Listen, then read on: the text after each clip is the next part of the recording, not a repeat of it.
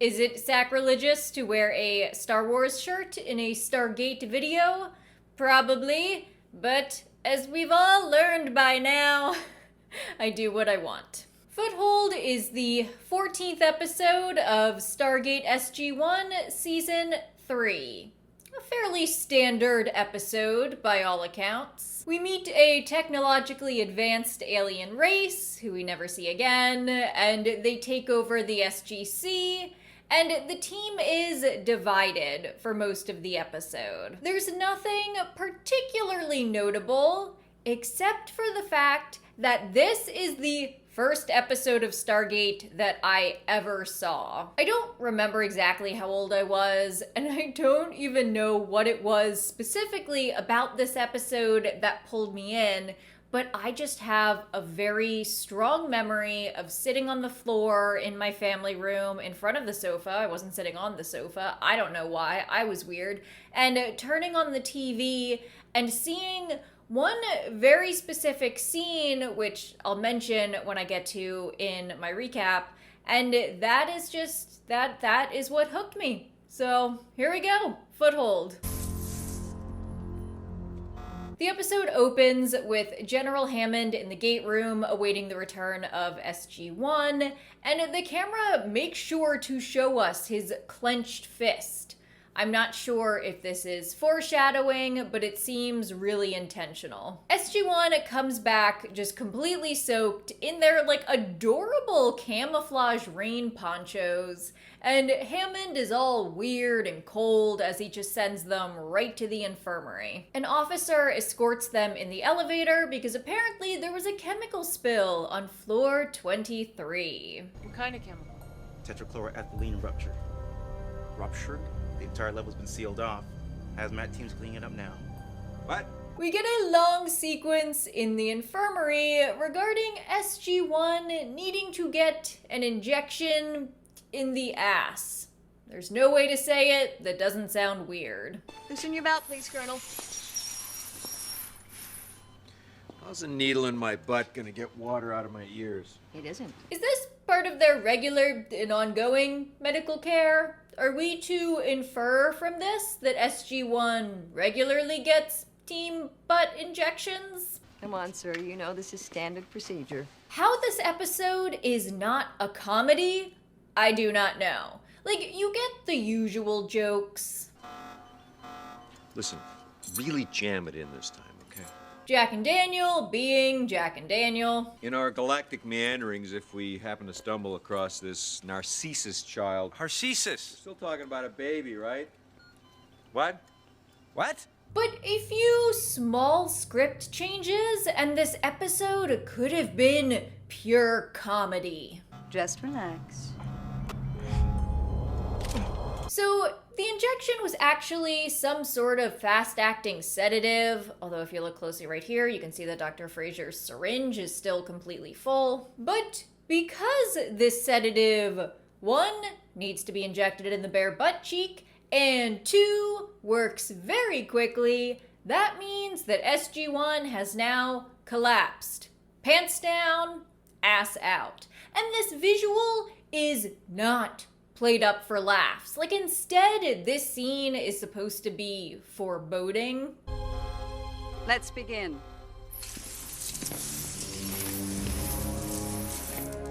As you can see, everyone still basically has their pants on when Dr. Fraser gets all weird and ominous. Because Teal'c is Jaffa, he wakes up from the sedative first and realizes that something might be awry. What is the problem with the human? Her body chemistry has been altered. It is related to her prior infestation by the dominant parasitical species of this galaxy. By the way, Dr. Fraser, who is clearly an alien in disguise, refers to the Goa'uld as the dominant species in this galaxy, which implies to me that these aliens are from another galaxy, although this never really comes back. Fortunately, they did not cuff Teal'c or strap him down because he is able to jump up, punch Sylar in the face, steal his gun, and stick him in a closet. And the shot of Teal'c frantically wheeling Sylar around on this cart also could have been very funny with just slightly different editing.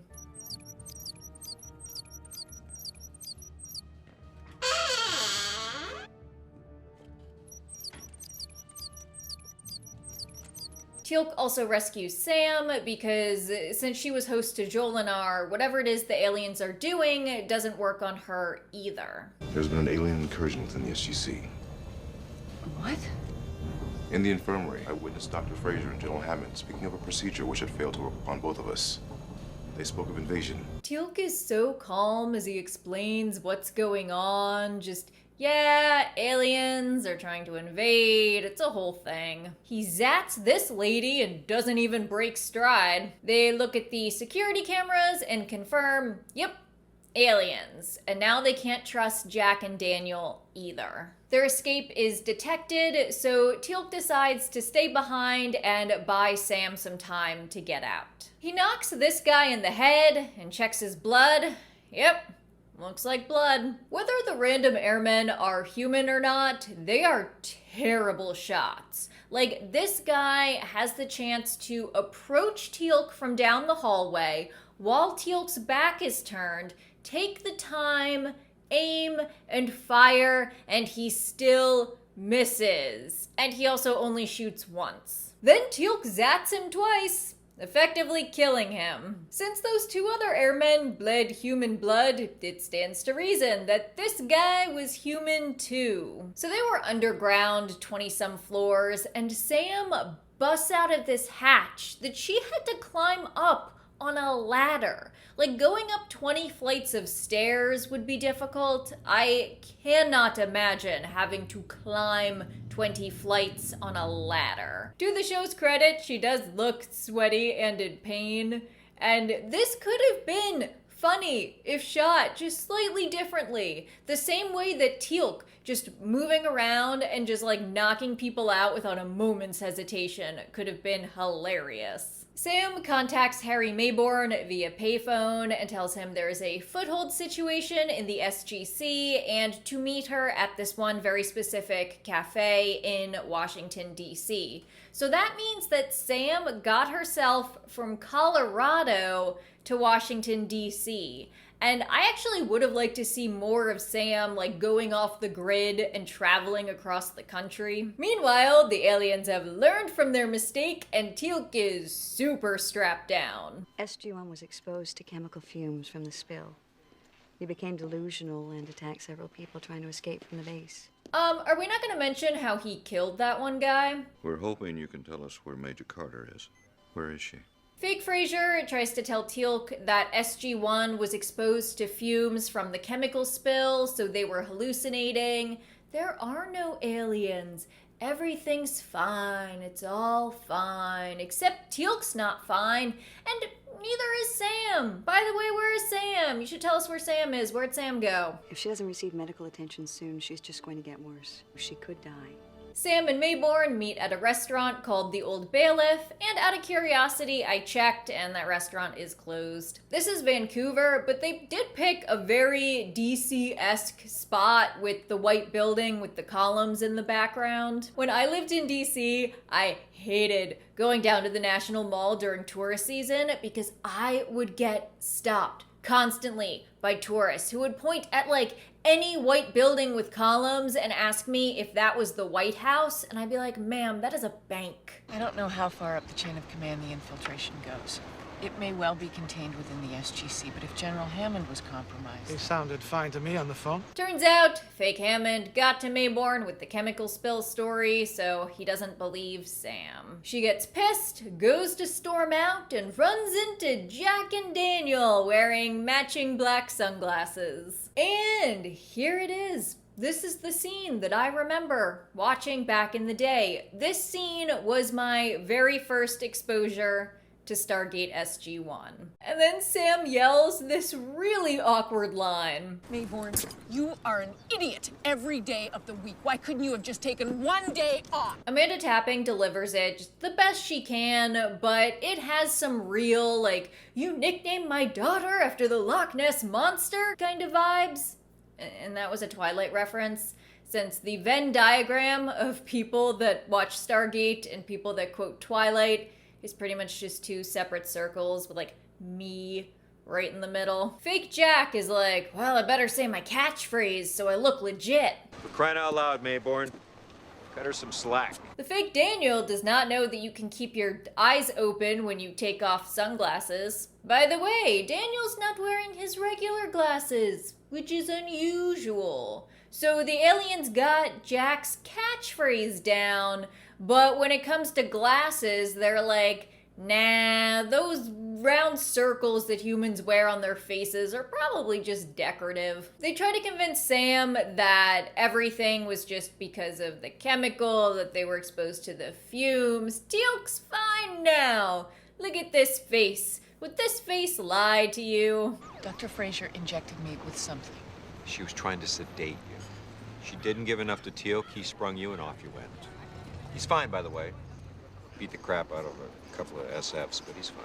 They also don't mention how Teal'c killed that one guy. So yeah, this is the scene that got me hooked on Stargate. And I'd also missed the beginning of the episode, so I think, at least right at this point, it was the mystery of, is this woman crazy or are there aliens, that at least kind of kept me invested through the end of the episode. I also probably thought that Jack and Daniel were cute, and I know that probably should have been like a bad sign, finding significantly older men very attractive, but I grew up fine-ish. So they actually start convincing Sam that they're right, and that the chemical is now wearing off, and she's starting to think straight. I'm so tired. Me too, Sam. Like in general, it's not a commentary on this episode. She agrees to go back with them to the SGC, and Mayborn says he's coming along too. I can only assume that he's very confident that Sam is crazy, and he wants to just like point and laugh in her face. You have no idea what you're walking into. I can take care of myself, Major. If I don't report back in a few hours, you can rest assured that action will be taken. The second fake Fraser and fake Hammond learn that Sam is on her way back, they're just like, cool, time to drop the facade. You're certain she's been looking? Very well. Then we may begin experimenting immediately. Sam and the gang are on a swanky private jet, your tax dollars at work, when for some reason the illusion that the aliens are maintaining starts to flicker, and Sam is just like, oh hell no. Mayborn clearly sees it too, but Sam does not need to wait for confirmation. She does not need to check with him that she is just seeing things. She grabs his gun and she shoots Jack twice in the abdomen. Fake Daniel tries to play dumb. What the hell is that? And I also noticed that now he is wearing his glasses. Hey, it's Major Davis. He's on this airplane too. And is also apparently an alien. Just shooting his gun just out into the airplane. He makes this face and sound. At this point, I'm pretty sure that somebody working on this episode thought they were making a comedy. Anyway, Sam shoots him too. Mayborn cuts himself to prove that he's human. Now that fake Jack is dead, real Jack wakes up in this situation.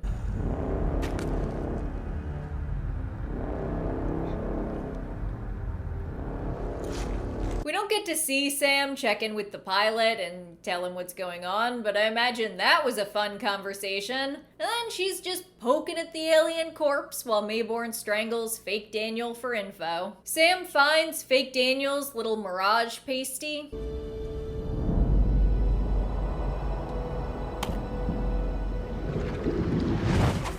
Mayborn is so surprised that he lowers his gun a little bit. And I mean, nothing bad comes from it here, but dude, that is how you get murdered by aliens. The aliens have these weird little mouth pincers. You can talk to us now, or you can talk to my colleagues later. They also seem to get fatally shot really easily. So I guess that stuff that looks like armor that they're wearing is completely useless. Which actually could make perfect sense, because these aliens look like bugs. And bugs breathe through their skin. So the aliens couldn't wear real armor, or they would suffocate. So they gotta wear like a a light, breathable fabric, like a nice cotton. Sam uses the device to turn herself into Daniel, and then they shoot the alien, but don't kill it. Sam keeps trying to work through the situation scientifically, and Mayborn is the opposite of helpful. Like, he just keeps telling her to put the device down. That must be what this one does. Put that thing down, Major. I wonder what caused their images to blink out. They were just sitting there. Now put it down. I feel like these alien bungee scenes would have been very fun to film. Sorry, sir. Major Davis, I think his first name is Paul. He looks like a Paul. He's awake now too, but they hear someone coming, so they have to turtle up again. We see the process by which the aliens make the duplicates. Meanwhile, they're experimenting with Teal'c's symbiote, which sucks for Teal'c, but I also wish I could remember what was going through my head when I first watched this episode. Like, with zero previous exposure to Stargate, suddenly there's this. What did I think was happening? The symbiote is just thrashing around wildly like one of my cats when I try to give them medicine. Jack and Paul get free, and they try to free Dr. Frasier, but fake Frasier senses it and an alarm goes off. So they try to put the tiara thing like back in, and it makes a terrible squelching noise. When fake Frasier comes in to check things out, That was weird. Jack punches her in the face. I think I'm going to be the Daniel. Sam goes to climb back down the 20 stories of ladder, and if that were me, I would just give up at that point. Like, ugh, my arms hurt. Aliens win. Jack brings his special charm to disarming and revealing the alien. She's just an alien. Just an alien. I am confused on whether those alien devices are just creating an illusion or whether it's some sort of full transfiguration or some sort of full sensory experience. Because, you know, when you're like patting down the alien, you should be feeling their weird, useless cotton armor instead of clothing and like something to unbutton. And you really shouldn't be able to like add and remove glasses either. When the alien is revealed, Paul is basically just like, ew, gross, and drops it on the ground. Then Sam, disguised as Daniel, comes in, and we've had a few scenes throughout the series where Jack and Daniel encounter each other and have not been sure that the other one is actually them. My favorite is in the episode Spirits. How do I know you're really Daniel? Because. Yeah, okay. And clearly, Jack can tell that this is not Daniel, but he also seems to be able to tell that it's not an alien. I figured they had to be keeping you alive in order to access your mind. Whoa! Hey! Who are you? So this is kind of a reversal on those other scenes, and I think it's funny. Michael Shanks acting as Sam is also really interesting, and I wish it's something that we would have gotten to see for longer. I don't know why Paul in the background is just so funny. Like, he is just standing there with one hand out, like he's ready for something. Even he doesn't know what.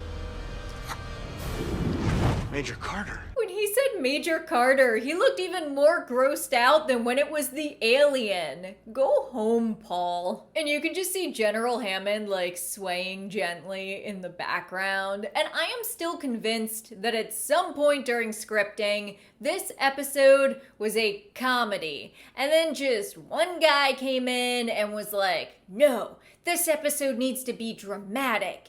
And he kind of did these like half-assed rewrites, but because this is a weekly television show and they are on a deadline, they didn't really have time to fix it, so they just filmed it as is. And like, the episode Ergo is 2 episodes after this, and that episode is, you know, kind of a Stargate comedy episode. So I wonder if they thought that they couldn't have 2 funny episodes so close together, and Foothold was the one that could kind of be rewritten a little more easily into becoming a drama, so they just did that.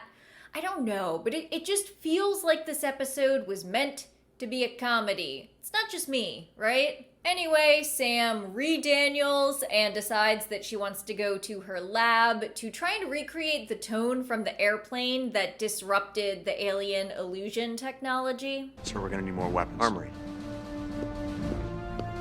Of course you need weapons, Paul. Great insight. What is that jar of red liquid that Sam has on her desk? Jack has to pretend to be an alien to rescue Teal'c.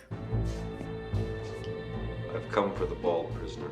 Sam gets attacked by the fake General Hammond, but she did manage to recreate the tone, and she just so happens to have an intercom in her office that can broadcast throughout the entire SGC. And now that they've been found out, the aliens start evacuating. And it's interesting to me that their sort of cloaking illusion technology seems to be their main defense. Like, they don't have their own weapons. They're still using the Earth guns. Sam points out why letting the aliens leave is a bad idea. They've had access to our minds. They know everything about us. Everything? Everything. If I were there and one of those aliens had to access my mind to pretend to be me, I'm pretty sure that they would be like, can I have another human? This one is defective. Even still, a bunch of the aliens get away. And it gathered all together like that, I noticed that they look like cockroaches. The aliens who don't escape just explode. And fortunately, it's one of those really combustible explosions, so there's just like a bunch of ash everywhere, and it's not like having to, scrape off your windshield after driving through a swarm, The debrief recaps how all of this happened, and it's all SG-6's fault. The aliens came through the gate already impersonating SG-6. We rushed them to the infirmary. We don't remember anything after that. Mayborn foolishly hopes that the aliens who escaped through the gate also self-destructed, since all their little self-destruct thingies seem to be connected. And what about the aliens that escaped through the gate? I guess we'll never know. We'll have to hope the same thing happened to them. But, I'm pretty sure that when the gate shut down, however those little devices were communicating with each other, that was just shut off, and those aliens are just out there, and only the ones that were in the SGC exploded. Theoretically, these aliens could have come back at some point, but they didn't. By the way, no one ever mentioned how Teal'c killed that guy.